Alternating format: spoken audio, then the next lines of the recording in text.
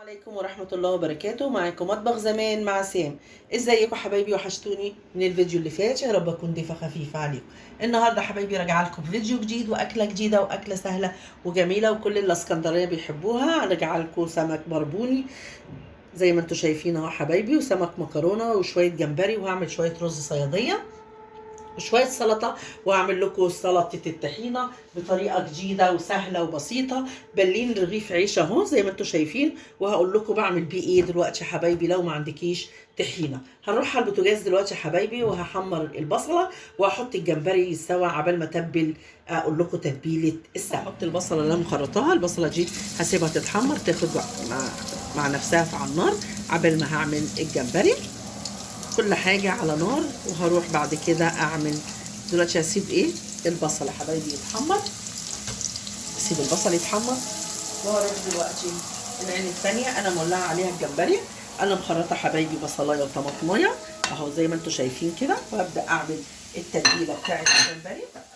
احط معلقتين ملح حبايبي للجمبري، وهحط معلقة كمون كبيرة ماشي حبايبي زي ما انتم شايفين كده. وهحط ايه تاني؟ هحط بهارات سمك، احط بهارات السمك للجمبري، وحته تومه. اهم حاجه حته التومه، ودوت هسيب الجمبري على النار ياخد ويدي بشكل ودي مع نفسه كده حبايبي اهو. كده حطيت حته البتاعه دي التومه، وهقول لكم هعمل ايه بعد كده حبايبي. انا معاكم خطوه بخطوه، مش تتضايقوش كده. هسيب ده كده،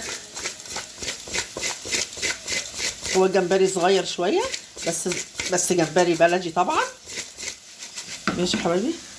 اغطي كده على الجمبري انتوا شايفين يا حبايبي كده. هحط شويه كمون على السمك، تتبيله السمك كويس. احط شويه توم باودر، واحط شويه ملح حلوين عشان املح بيه السمك. وعايزه اقول لكم هحط حته تومه. كل دي تتبيله السمك حبايبي.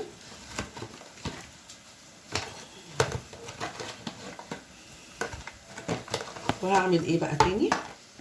همسك الليمونيه حبايبي، اعصر ليمونيه حلوه قوي على السمك، مع ان انا غسلاه حلوه قوي ومنضفاه، بس انا مش عايزه احشيه عشان لو حشيته انتوا عارفين البربون هيبقى ايه، هيقع منه الحشو. لكن انا هتبله واسيبه عبال ما اخلص الحاجه واقلي يكون كله شرب التتبيله بتاعته ماشي. واسيبه واروح اشوف بقى موضوع الرز ايه، واتمن على الجمبري.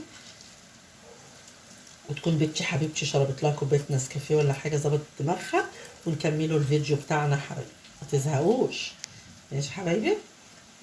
كده هتبل بقى تتبيله السمك بتاعتي، هنحطه كده مع بعض واسيبه يشرب في التتبيله قبل ما اقليه يا حبايبي. مرت اهي، ابدا احط الميه بتاعتي. انا عامله 4 كوبايات رز، فهحط 4 كوبايات ميه يا حبايبي. ادي 2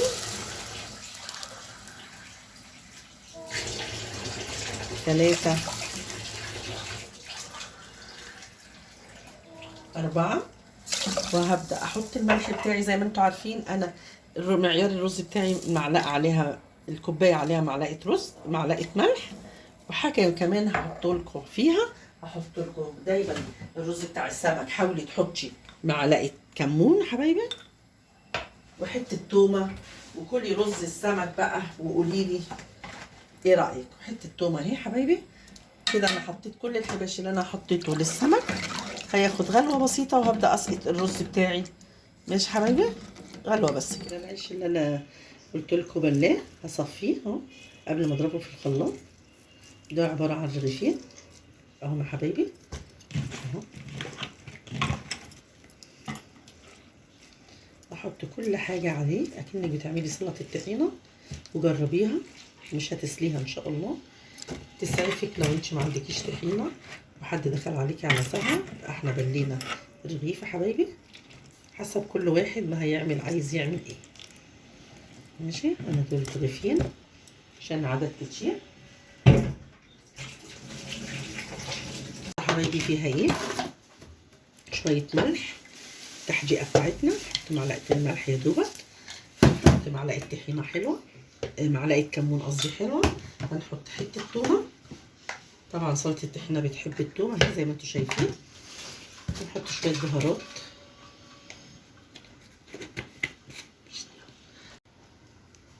حبه زيت زي ما انتم شايفين كده، نقطه خل، وهنحط عصره ليمونه، وهنروح على الخلاط بقى نضربه كل الخليط ده مع بعض، واتفرجوا هتبقى شكلها ايه يا حبايبي. بصوا يا حبايبي سلطه الطحينه اهو اللي انا عملتها، ويا ريت تجربوها وقولوا لي رايكم في التعليقات. اخبار الطحينه ايه؟ في منتهى الجمال. ماشي يا حبايبي. انا السمك اهو بتبله وهسيبه عقبال ما الزيت يقدح معايا. هقلي البربون الاول وبعدين هقلي المكرونه حبايبي. ماشي يقدح اهو قدح. هنزل السمك،